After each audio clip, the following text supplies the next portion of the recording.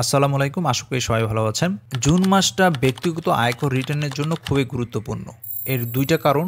একটা হলো যারা প্রথমবারের মতো রিটার্ন দাখিল করে তাদের কর দিবসটা হচ্ছে ৩০শে জুন এবং সেই সাথে কোনো কিছু বিনিয়োগ করতে চান তাহলে এই ৩০শে জুনের মধ্যে আপনাকে বিনিয়োগ করতে হবে। সো এই ভিডিওতে আমি খুব প্র্যাকটিক্যাল কিছু এক্সাম্পলের মাধ্যমে যে নিয়মগুলো আছে এবং ই-রিটার্ন এবং এক্সেলের মাধ্যমে আপনাদেরকে দেখাবো এর ইমপ্যাক্টটা কী। আশা করি আপনারা যদি এই ভিডিওতে দেখেন তাহলে আপনার কনসেপ্টটা ক্লিয়ার হয়ে যাবে। তাহলে প্রথমেই আমরা দেখে নেই যে কর দিবসটা কি। আসলে কর দিবসটা হলো আমরা জানি নরমালি স্বাভাবিকভাবেই এটা ৩০শে নভেম্বর কর দিবসটা হয়ে থাকে, যেটা আপনি কোনো জরিমানা ছাড়া এই দিনের মধ্যেই আপনি আপনার রিটার্নটা দাখিল করতে পারবেন। যারা ফার্স্ট টাইম রিটার্ন জমা দেয় তাদের জন্য এইটা হচ্ছে ৩০শে জুন। ঠিক আছে, এখন এর ইম্প্যাক্টটা আপনি কিভাবে পাবেন। সাপোজ আপনি যদি ই-রিটার্নে যান, ই-রিটার্নে আমি কিছুদিন আগে একটা ভিডিও জরিমানা নিয়ে একটা ভিডিও করেছি। সেই ব্যক্তির আসলে ফার্স্ট টাইম রিটার্ন ছিল না। সে যখনই রিটার্নের ইনপুট দিতে গিয়েছে তাকে জরিমানা সহই তার ইনপুট ক্যালকুলেশনটা হয়েছে। এখন এই যে ব্যক্তিটা আছে এখানে তার ফার্স্ট টাইম রিটার্ন, তো এই জন্য আমরা জানি যখন আপনি কর দিবসের মধ্যেই দিবেন না তখন আপনার কি বিভিন্ন জরিমানা আসবে এবং আপনার যে রিবেটটা আছে সেই রিবেটের কোনো ক্যালকুলেশন কিন্তু হয় না। ঠিক আছে, বাট আপনি যদি ফার্স্ট টাইম রিটার্ন দাখিল করে থাকেন সেক্ষেত্রে কর দিবস আপনার যেহেতু ৩০শে জুন মানে ৩০শে নভেম্বর আর না, এই জন্য এর মাঝখানেও দিলেও আপনার জরিমানা হবে না এবং সেই সাথে আপনি যে রিবেটগুলো পাওয়ার যে আপনার সক্ষমতা আছে সেগুলো সব আপনি নিয়ম অনুযায়ী পাবেন। এখন পর্যন্ত যেটা নিয়ম আছে আমরা দেখি যে করবর্ষ যেটাকে বলে অ্যাসেসমেন্ট ইয়ার, আর একটা হলো অর্থবর্ষ। ঠিক আছে, এটাও কিন্তু অ্যাসেসমেন্ট ইয়ার ২৪-২৫-এর, বাট ইনকাম ইয়ার আমরা জানি কি ২৩ জুলাইয়ের ১ তারিখ থেকে ৩০শে জুন যেটা আছে এটাই কিন্তু আমাদের ই-রিটার্নে ঢুকলে এটা ডিফল্ট আকারে থাকে। তো নেক্সট থেকে এটা একটা দেখার বিষয় যে জুলাইয়ের ১ তারিখ থেকে এখানে অ্যাসেসমেন্ট ইয়ারটা সিলেক্ট করার অপশন থাকে কি না। ঠিক আছে, এখন পর্যন্ত ই-রিটার্নে কিন্তু কোনো ব্যাক অ্যাসেসমেন্ট ইয়ারের কিন্তু রিটার্ন সাবমিট করা যায় না। ঠিক আছে, তো আমাদের একটা দেখার বিষয় যে জুলাইয়ের ১ তারিখ থেকে এইখানে এই ড্রপডাউন অপশনটা রাখে কিনা, এটা একটা খুব ইন্টারেস্টিং জিনিস হতে যাচ্ছে।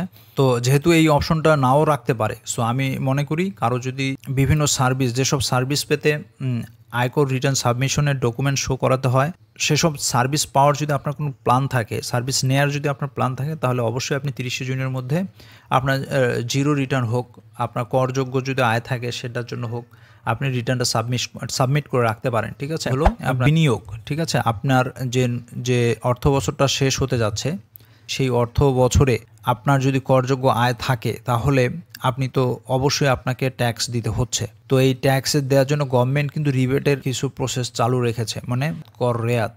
সো এই বিভিন্ন খাতে বিনিয়োগ করলে কিছু রেয়াত পাওয়া যায় আমরা যেটা জানি। তো অনেকেই দেখা যাচ্ছে যে ৩০শে জুন চলে আসতেছে, মানে অর্থ বছর শেষ হয়ে যাচ্ছে, বাট এখনও কোনো বিনিয়োগ করে নাই। যেহেতু এখনও কোনো বিনিয়োগ করে নাই তার মানে সে কিন্তু রেয়াতটা পাবে না। সো অবশ্যই তাকে ৩০শে জুনের মধ্যে বিনিয়োগ করতে হবে।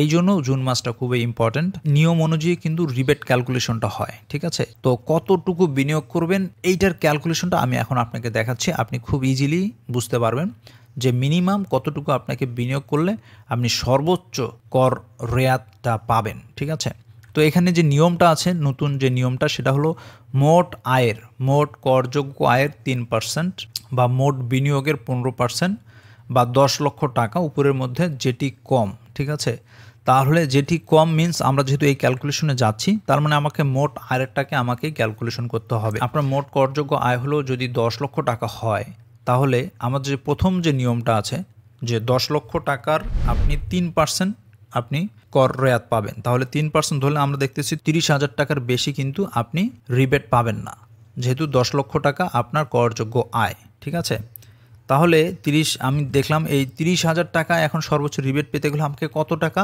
বিনিয়োগ করতে হবে। তো আমরা জানি কি যে যেহেতু মোট বিনিয়োগের ১৫% রিবেট পাওয়া যায় সেহেতু আমরা কি করব, বিনিয়োগ করতে হবে। আমি যদি ১ লক্ষ টাকা বিনিয়োগ করতাম তাহলে ১৫,০০০ টাকা পেতাম, আর ২ লক্ষ টাকা বিনিয়োগ করলে আমি ৩০,০০০ টাকা পেতাম।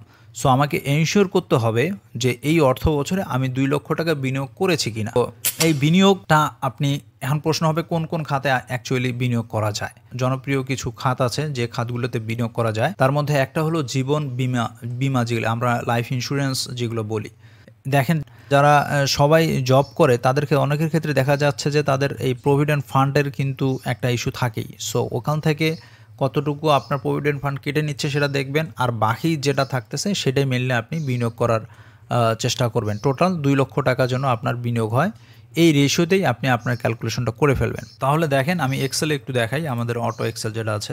তাহলে এই ব্যক্তিটার যদি ধরলাম সে প্রাইভেট জব করে হয়েছে, তো 10 লক্ষ টাকার জন্য মেল আছে, তো আমি এটা ফিমেল করে দিচ্ছি 6,66,000।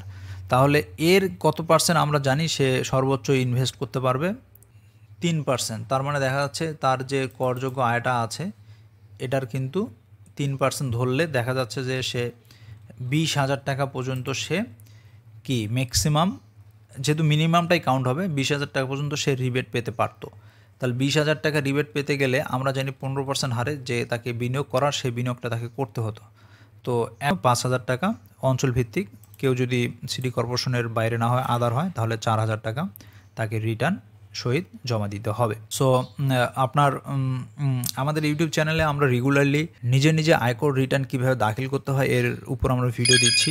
সাবস্ক্রাইব করে আমাদের সাথে থাকবেন, তাহলে আশা করি আপনি আয়কর রিটার্ন সম্পর্কে আরও বিস্তারিত জানতে পারবেন এবং নিজেই আপনার নিজের আয়কর রিটার্নটা সাবমিট করতে পারবেন। আপনি নিতে হবে। তারপর যদি আপনি মনে করেন যে আপনার একটু পার্সোনাল কেয়ার দরকার, আপনার আরও ইন ডিটেলস শেখার আগ্রহ আছে, তাহলে আপনি আমাদের যে রেকর্ড কোর্সটা আছে সেটা নিতে পারেন।